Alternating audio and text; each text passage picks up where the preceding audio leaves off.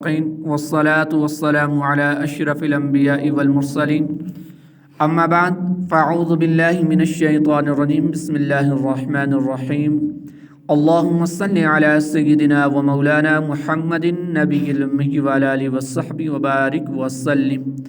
اللہ رب العالمین سورہ نحل آیت نمبر 97، 99 اور 100 کے اندر ارشاد فرما رہا ہے فَإِذَا قَرَأْتَ الْقُرْآنَ فَاسْتَعِذْ بِاللَّهِ مِنَ الشَّيْطَانِ الرَّجِيمِ إِنَّهُ لَيْسَ لَهُ سُلْطَانٌ عَلَى الَّذِينَ آمَنُوا وَعَلَى رَبِّهِمْ يَتَوَكَّلُونَ إِنَّمَا سُلْطَانُهُ عَلَى الَّذِينَ يَتَوَلَّوْنَهُ وَالَّذِينَ هُمْ بِهِ مُشْرِكُونَ۔ تو جب تم قرآن پڑھنے لگو تو شیطان مردود سے اللہ کی پناہ مانگو، بے شک اسے ان لوگوں پر کوئی قابو نہیں جو ایمان لائے اور وہ اپنے رب ہی پر بھروسہ کرتے ہیں۔ اس کا قابو تو انہی پر ہے جو اس سے دوستی کرتے ہیں اور وہ جو اس کو شریک ٹھہراتے ہیں۔ فَإِذَا قَرَأْتَ الْقُرْآنَ، تو جب تم قرآن پڑھنے لگو۔ اس آیت کریمہ کے اندر تلاوت قرآن سے پہلے تعوذ پڑھنے کا حکم ارشاد فرمایا گیا کہ جب تم تعوذ پڑھو، جب تم قرآن کی تلاوت کرو تو اس سے پہلے تم تعوذ پڑھ لیا کرو، یعنی اعوذ باللہ من الشیطان الرجیم پڑھو۔ یہ پڑھنا مستحب عمل ہے، تو جب بھی قرآن کریم کی تلاوت کا آغاز کیا جائے تو تعوذ سے کیا جائے، اعوذ باللہ سے کیا جائے، اور اسی طریقے سے تسلسل کے ساتھ جب تم ایک سورت سے دوسری سورت پر پہنچو تو پھر درمیان میں فقط بسم اللہ الرحمن الرحیم پڑھا جائے۔ انہ لیس لہ سلطان، بے شک اسے قابو نہیں، یعنی شیطان کو ان لوگوں پر تسلط حاصل نہیں جو ایمان لائے اور وہ اپنے رب ہی پر بھروسہ کرتے ہیں۔ لہٰذا اللہ رب العالمین پر توکل کرنے والے مومن شیطانی وسوسوں سے مرغوب نہیں ہوتے، یعنی اگرچہ شیطان کوشش بھی کرے تو اس سے کامیابی نہیں ملتی۔ یعنی جو کامل مومن ہوں گے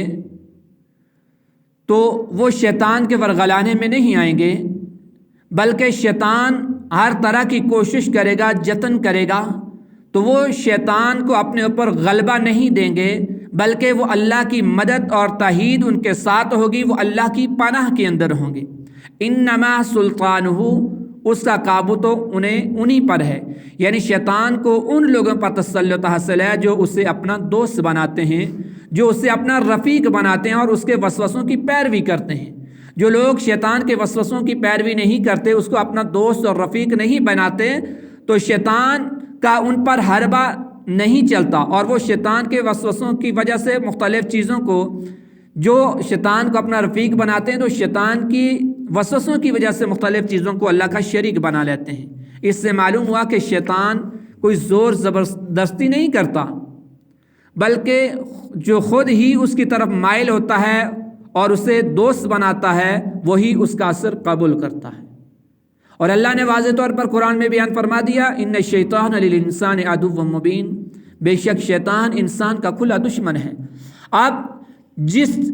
چیز کو اللہ انسان کا، بنی نوع انسان کا، مسلمان کا دشمن قرار دے تو وہ حقیقت کے اندر، ریالٹی کے اندر انسان کا، مسلمان کا دشمن ہے۔ اب اس کے باوجود اگر انسان اس سے اپنی دوستی لگائے، انسان اس کے قریب ہو، انسان اس کے نقش قدم پر چلنے والا ہو، تو اس سے زیادہ بد نصیب کوئی نہیں ہو سکتا۔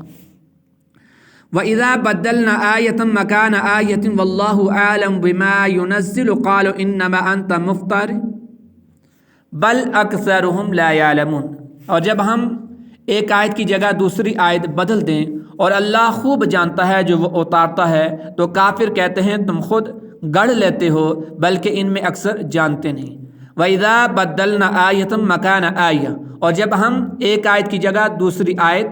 بدل دیتے ہیں۔ اس آیت کریمہ کا شان نزول یہ ہے کہ مشرکین مکہ اپنی جہالت کی وجہ سے آیتیں منسوخ ہونے پر اعتراض کرتے تھے اور کہتے تھے کہ اللہ کے نبی محمد مصطفیٰ صلی اللہ علیہ وسلم ایک دن ایک حکم بیان کرتے ہیں اور دوسرے دن دوسرا حکم بیان کر دیتے ہیں،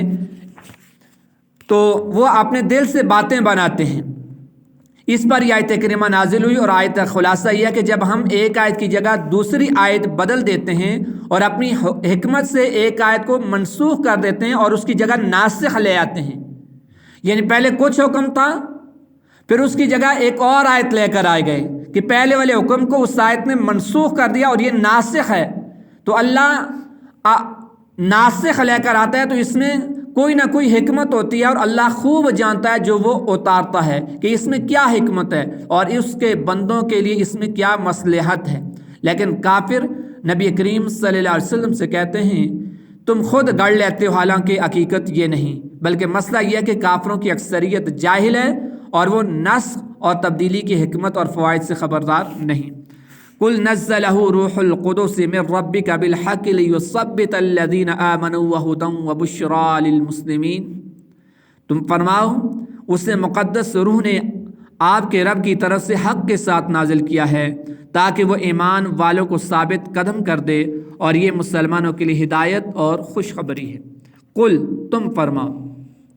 یعنی ہے نبی مکرم صلی اللہ علیہ وآلہ وسلم، جو لوگ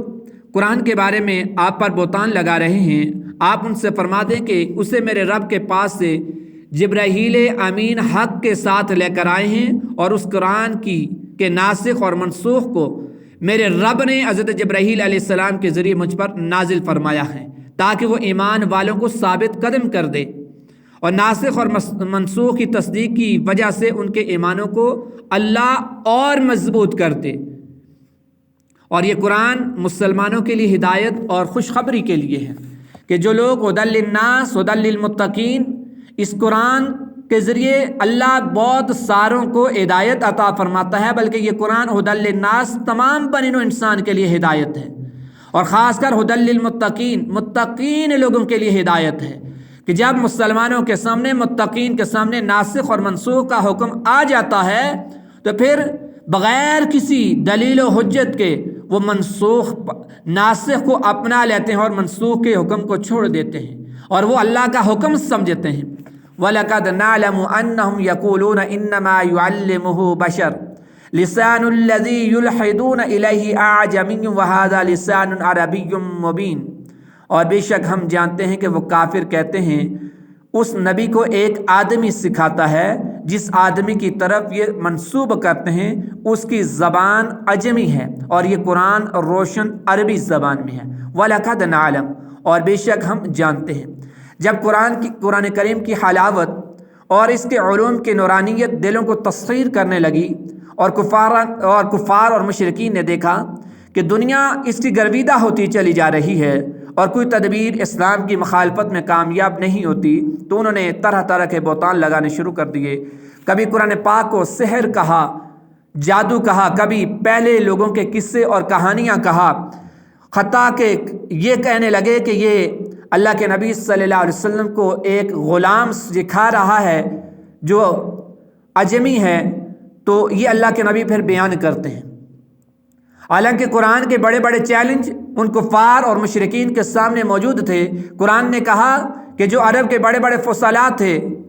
کہ جو فصاحت اور بلاغت کے ماہر تھے اور ان کی زبان بھی عربی تھی، قرآن نے ان سے چیلنج کیا کہ تم اس قرآن کی مثل ایک سورت لے کر آ جاؤ، ایک آیت لے کر آ جاؤ۔ وہ خود تو بڑے بڑے فصلاء اور بلغا ایک آیت نہ بنا سکے، ایک سورت نہ بنا سکے، اور ایک عجمی کی طرف یہ بات منسوب کر دی کہ اللہ کے نبی کو ایک غلام سکھا رہا ہے جس کی زبان عجمی ہے۔ پھر اللہ کی کرنی ایسی ہوئی کہ اللہ کے اس قرآن سے اس عجمی شخص کا دل بہرہ مند ہوا، اور وہ بھی تاجدار مآب صلی اللہ علیہ وسلم کے غلاموں کے اندر شامل ہوا، وہ بھی مسلمان ہوا۔ ان الذین لا یؤمنون بآیات اللہ لا یہدیہم اللہ ولہم عذاب علیم، بے شک جو اللہ کی آیتوں پر ایمان نہیں لاتے اللہ انہیں راہ نہیں دکھاتا اور ان کے لیے دردناک عذاب ہے۔ ان الذین لا یؤمنون بآیات اللہ، بے شک جو اللہ کی آیتوں پر ایمان نہیں لاتے، یعنی بے شک وہ لوگ جو اللہ تعالیٰ کی حجتوں اور دلائل پر ایمان نہیں لاتے تاکہ ان پر ایمان لا کر وہ اس کی تصدیق کرتے جس پر یہ حجتیں دلالت کرتی ہیں، تو اللہ تعالیٰ دنیا میں انہیں حق بات قبول کرنے کی توفیق اور سیدھے راستے کی ہدایت نہیں دیتا۔ جب قیامت کے دن یہ اللہ کی بارگاہ میں حاضر ہوں گے اس وقت ان کے لیے دردناک عذاب ہوگا۔ اللہ رب العالمین کی بارگاہ میں دعا ہے کہ رب العالمین ہمیں اس قرآن کو سمجھنے کی اور اس کے تقاضوں کو پورا کرنے کی توفیق رفیق مرحمت عطا فرمائے۔ وما علیہ الا البلاغ۔